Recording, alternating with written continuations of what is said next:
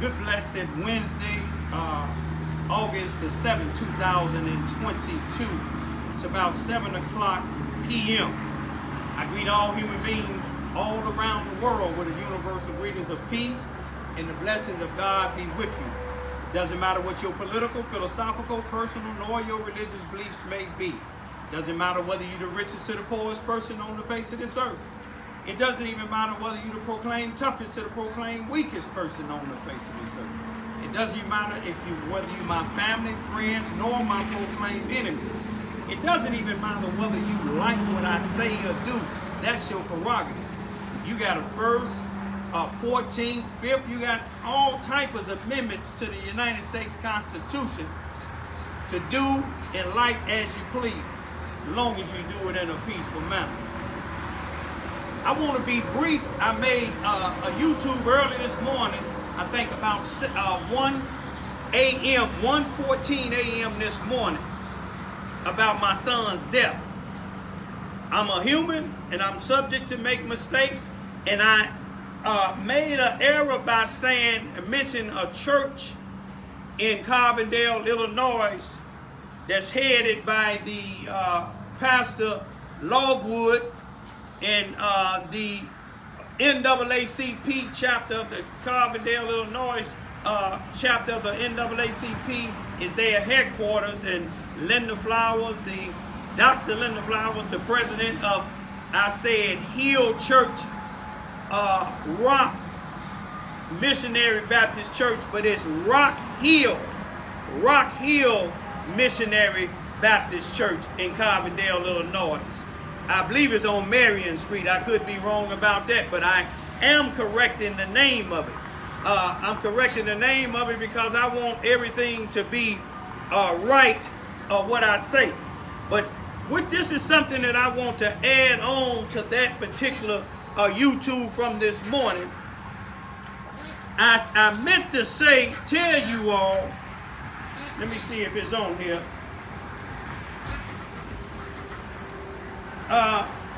If you can get a close look here, this showing that I am a member of the NAACP. I'm a member of the NAACP. And how many of the 2+ million NAACP members and presidents, national, local, and state conference presidents can say that they had they 15 and 16 year? Look at, let them see who. See, they coming too. They coming to listen to what I'm saying here. But how many of them 2 million plus NAACP members, and out of the chapters they have 2,200 plus chapters in the United States, in the nation? How many of them can say that they had their 15 and 16-year-old children to join the NAACP? I can't. How many can say that them as being a member and their children as being members are active members in 2 states? Me and my daughters is active members. When I say active members, standing on people, civil rights, helping people stand up for their civil rights, injustices, racism. Me and my daughter are in Southeast Missouri, here in Charleston, Missouri, Mississippi County, in Carbondale, Illinois, Jackson County. Now, I want you to take a real good look at this. This is what they call the Freedom of Information Act, when you want to get some information about certain things. This is my son's case. You can see who it says, Brian L. Johns. And if you take a look at this here, this is the death investigation. That's what they called it. And you want to look and see this number here. You see this, the Carbondale Police Department. You see all of this stuff in here? This is thousands of pages, even CDs. And 90% of this here is falsified. Some of it was obtained illegally. And a lot of it, when they watch my YouTube videos, they have people to change their story. A white female that says she found my son 2 t-shirts on the 3rd floor around the corner from he was hung on the 3rd floor in the 400 block of North Oakland Street in the Gaslight Apartments. But these apartments, they extend around the corner to Sycamore Street. Sycamore and Oakland, they run into each other. In the 400 block of Sycamore Street on the 3rd floor, a white female says she found my son's 2 t-shirts right in front of her door. She told the police, and she told me, she got up about 8-something in the morning because she said at night of the 18th, she heard somebody beating on her door. Told us, me and somebody else in the building where she lived at, she said she looked out the peephole and they just left. But she got up at 8 o'clock in the morning, found the t-shirts right in front of her house, right in front of her door. It's 2 apartments on each floor. 2 apartments on the 3rd floor, 2 apartments on the 2nd floor, 2 apartments on the 1st floor. She stayed on the 3rd floor. Her apartment, if you went up the stairs, was to the left. Now, my son supposed to hung himself. They say he got mental problem. Who gonna gently put that t-shirt, stack one on each other, real properly, and then go down to the 2nd floor in the hallway and lay his face mask down there, then go down to the 1st floor and bust out a fire extinguisher box and take the fire extinguisher around the corner to the 3rd floor and just set it up there gently. I got pictures of it.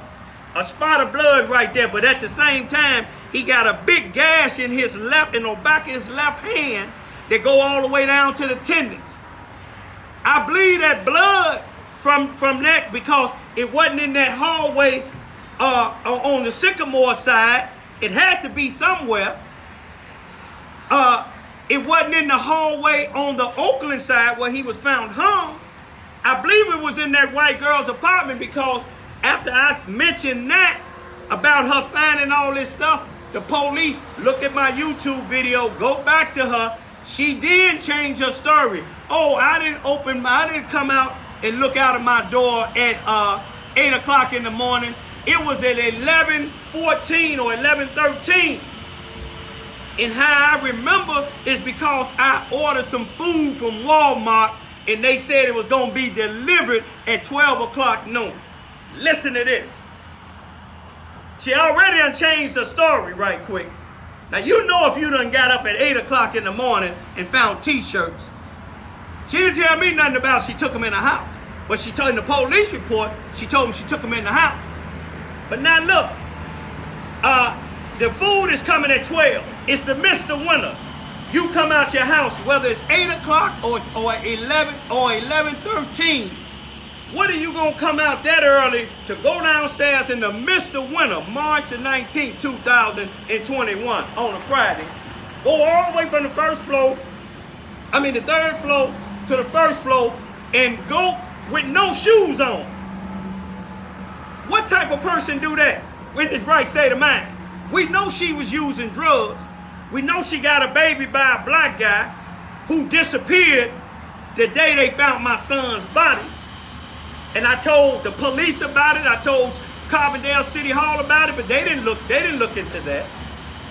But look, she found his t-shirts right in front of her thing. We'll say she found it then. But now you're going downstairs at 11:13. Is you gonna stand outside in the midst of wintertime from 11:13 to 12 noon to get your food? Ain't no normal thinking being gonna do it. But let me tell you, when she got down to the 1st floor at 11:13, she noticed the glass busted down there from the fire extinguisher in that particular building. And the fire extinguisher was missing. So she said she didn't have her shoes on, so she went back upstairs. Then she went back downstairs. Now she found the t-shirts right in front of her door. Go down to the 2nd floor. She said she found his face mask on the 2nd floor. I got pictures of all of it. First floor glass broken, and the police tried to say that he might have got that gas in his hand from baking the fire extinguisher. Even if he did it like this, medical science would show and logic would show ain't no way that gas would be there. And then what would it be his purpose leaving his t-shirts gently in front of this girl's house unless he was in there getting high, having sex with her and her old man come? She had already told me he was a violent guy. But now she go outside around the corner of the building, on the side of the building. Now my son is dead already, apparently. Go around the corner and outside of the building, still waiting on the food now, and find an axe with duct tape on it all the way up to the almost to the blade part. How is she finding all this? She took pictures of it. But this is what I want to get to now. It's a lot of other things concerning this girl. Matter of fact, she moved out. My sources said she moved out and had been moved out for 3 months, and the people at the Gaslight apartment didn't even know she was moved out. She was 2 of the females, only 2 of them that was living in them Gaslight apartments was them homeless, the women's centers put them in there because they was homeless or they needed places to stay. These is drug addicted females. I ain't got nothing against them because my son was addicted to drugs. Don't that make sense? He addicted to drugs. She found his t-shirts and she tell the police she took him in her house. She didn't take the mask and the rest of the stuff in the house. Somebody put duct tape on that axe because we seen my son on a lady doorbell camera on the March the 19th, a little bit after 12 midnight, with that same axe, well, with an axe in his hand, but it didn't have duct tape. You can clearly see the brown stick, and it was like brand new. But see, none of that didn't go to the Illinois State Police because the police, when they first found my son's body, they declared it a suicide. But look at this. Now, why I asked the police to search that woman's house? You see, because that blood got to be somewhere, y'all. It wasn't in neither one of them hallways. It wasn't no but a spot on my son's pants, one drop on my pants, son's shoes. That blood, it had to ski. Can you see this little cut right here? This is a scab now. This happened about 2 days ago. How long ago I put that belt on that dryer? About 2 days, 2 or 3 days. About 2 days ago, my dryer went out. I broke it down and found out it was my belt. I went to Lowe's and got a belt, and as I was fixing it, I scratched myself. And it wasn't nothing like that gas with my son. It was all the way down. His was all the way down to the tendons. If the little cut that I have on my hand right here, the little scratch, when I was putting that drum back in and putting that belt on and I was sweating, guess what was dropping on that drum? Blood. And this not even, this is like a little cut. His was a gash. But this is what I want to tell y'all. The NAACP should be ashamed of themselves, especially Derrick Johnson, the national president, the national chapter president. I don't know if they're in Washington, D.C. still. They were saying that they were going to move to, I think, to Baltimore, Maryland, one of the two, wherever he at. Y'all seen on April the 11th, 2022, when me and my little young daughter went down there at the SIU campus, this Southern Illinois University campus, and spoke with him, and he said they don't deal with this. They don't have the resources to do this here. But let me tell you this here. It's over 2 million of them. And me and my 2 young daughters, there's 3 of them. It's only 1 out of them 2 million. And he's in Carbondale. He's an SIU graduate. He's not a sellout. He don't mind speaking his mind. He don't only speak up for me and my daughters, my son, Jeff, but he speak up about the whites, Molly Young. He speak up about the Indian, Praveen. And he speak up about any injustices there. But why do you think the NAACP is not helping me try to get justice, knowing the police has falsified some of this stuff, changed stuff. The CSI lady, the crime scene investigator, show you how incompetent she is. She on the scene with them, with the deputy coroner.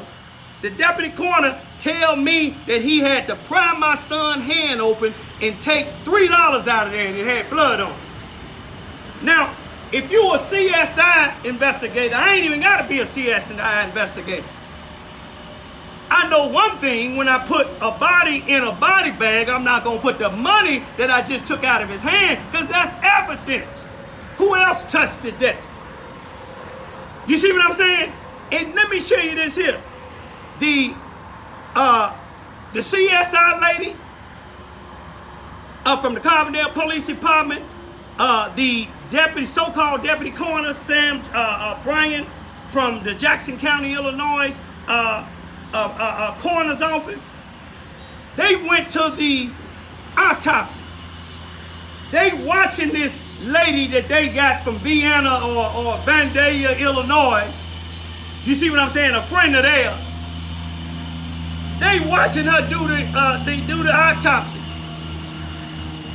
And this autopsy was done on the 25th of March 2021. In this CSI lady's report, to show you how she lying and she's incompetent, she put in her report it was 70-something cents worth of change and $3 in my son's pants pocket. She didn't see that $3 come out of my son's pants pocket, and I put in my YouTube and showed that she's a liar. Now, she at the autopsy. She at the scene where my son was hung at. She collecting so-called evidence. Then when I put it in my YouTube, then in June or July, she made another supplementary report saying I had to call Dr. Freeney, the pathologist, to make sure where the $3 come from, because I was under the impression that it came out of his pants pocket. The lady got my son on the table. The coroner's office or the police department, he didn't have no shirts on. They didn't take, he had on a pair of jogging pants. He had on some more jogging pants up under. No, he had blue jeans on and jogging pants up under his blue jeans. His pockets was pulled out. They never took his pants off, his underwear off, or his socks. At the scene, it had blood on it, so they should have took it off. All his clothes that he had on, besides his gym shoes, they took and took it to the pathologist. The pathologist had to take his clothes off. She found drugs in his socks that the police might have put in his socks. Because if he was high off of meth and he drug addict, which he was, a drug addict ain't gonna hang himself with money and drugs in their socks. You see what I'm saying? But how did you miss where them $3 came from? There's plenty other stuff in here that been changed around. But I want y'all to see this here. The NAACP should be ashamed of themselves, calling themselves a national organization, a national association for the advancement of colored people. They should be ashamed of themselves. I'm a member. My young daughter a member. I want to show y'all something. I want to ask you a question. Who are you? Birdie. Who your daddy? Raymond Ivy. What was your oldest brother name? Brian Lamar Johns. Have any NAACP member besides the black man that be helping us out in Carbondale, has any of the 2+ million NAACP spoke with you, your sister that stay down here with us, or me? No, sir. Had they showed any effort of trying to help solve what happened to your brother? No, sir. You got a chance to meet the national chapter. You remember on April, you probably don't remember the date, but it was April 11, 2022 in Carbondale, Illinois, on the university campus. You remember me talking to him? Yes, sir. Who videoed that? Me. You videoed it. What do you think? Do you think the NAACP is doing anything for people like us that need their help? No, sir. But they still asking us for donations. They still asking us to vote for people. But I ain't gonna put my daughter on the spot no more when their hair ain't done or they got something on their head. But I'm gonna leave it at this here, y'all. Since I've been down here in Charleston, Missouri, Mississippi County, the NAACP, all the presidents they had, ain't none of them tried to help us. And I had issues down here. I'd go to city council meetings. I go to other meetings where they trying to do wrong to certain blacks. And the only one speaking up for them is me. I done been to city hall, city council meetings in Carbondale several times with Nancy Maxwell and some of the other people that call themselves NAACP members and civil rights leaders, and ain't none of them spoke up about my son's death. It's been 538 days. It's been, I think, 19 months. They won't even answer I'm an NAACP member, they won't even answer my thing that I filed. But I'm gonna leave it like this here, because the bird's trying to sleep. The duck's finna go up for the night. My young daughter hungry. She going on the interview. Ain't God good? Where you going on the interview tomorrow? You ain't gotta tell them where, but what type of interview you going on tomorrow? A job interview. A job interview. See, ain't none of these people down here in these groups down here in Charleston, Missouri, Mississippi County trying to help my daughters them. They help other people kids, certain people kids. You see what I'm saying, to get jobs. When your sister got a job, did the NAACP or any of these people help her? No, sir. Y'all did it yourself. Y'all went online and did it yourself, didn't you? Yes, sir. Who taught y'all, boo? My dad. Who? My dad. What's his name? Tell him his full name. Raymond Ivy. Is he liked by a lot of people down here, boo? Is he liked by a lot of people down here? No, sir. But some like me, don't they, boo? Yes, sir. I'm going to say this and then I'm going to let my daughter say it. I'm going to leave y'all for right now. I'm going to say peace, be still. See, can you focus in on them ducks? Tell them ducks we'll bring them some food in the morning, boo. We'll bring y'all some food in the morning. But peace, be still. Y'all pay attention now. Get this here. The NAACP can get it if they want it. But see, in Carbondale, Illinois, Jackson County, you got most of these individuals that's in leadership and getting this government grant money. They from SIU.